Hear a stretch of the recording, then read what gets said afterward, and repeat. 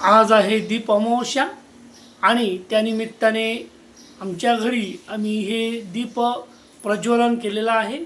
यानिमित्त सो हर्षलता राजेश लुळे हिला मी एक छोटीशी कविता वाचायला सांगतो आणि त्यानिमित्ताने आपणा सर्व कुटुंबाला आपल्या या दीप अमावस्येच्या हार्दिक शुभेच्छा प्रदान करतो।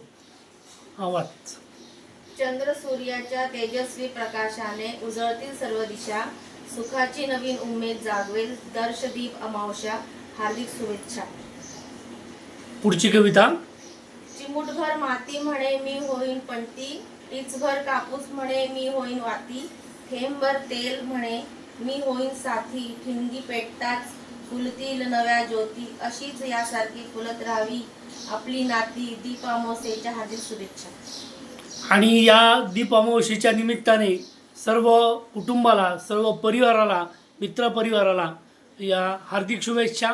येणारा श्रावण महिना आपल्या आयुष्यात भरभरून प्रगती करो आणि या निसर्गाचा जसा विकास होत आहे तसा आपला देखील विकास व्हावा हीच परमेश्वर चरणी प्रार्थना।